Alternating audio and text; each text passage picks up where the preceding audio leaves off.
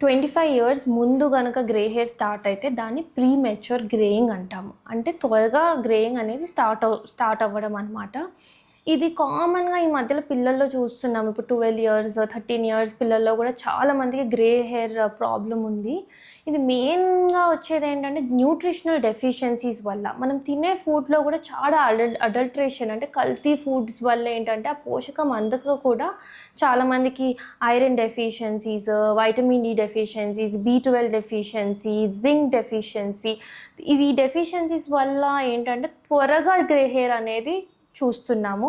And పిల్లల్లో stress ఎక్కువ అవ్వడం వల్ల, పొల్యూషన్ వల్ల కూడా ఈ గ్రే హెయిర్ అనేది ఎక్కువగా చూస్తున్నాము.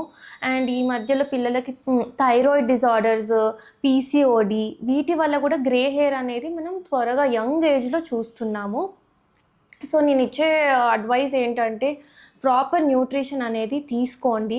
All sorts of green leafy vegetables, fruits, nuts, protein content ఇవన్నీ తీసుకుంటే ఏంటంటే న్యూట్రిషనల్ డెఫిషియన్సీస్ని మనం కరెక్ట్ చేయొచ్చు. అలాంగ్ విత్ దట్ ఎక్సర్సైజ్ అనేది కంపల్సరీ. స్ట్రెస్ని రెడ్యూస్ చేయడానికి, మన ఇమ్యూనిటీని బిల్డప్ చేయడానికి every day exercise in the form of running కానీ, జాగింగ్ కానీ ఏదైనా వాటెవర్ మీకు సూట్ అవుతుందో అది చేయండి. అండ్ ఇంకొకటి frequent straightening, colouring young age నుంచే స్టార్ట్ చేయడం వల్ల కూడా గ్రే హెయిర్ వచ్చే ఛాన్సెస్ ఉంటాయి.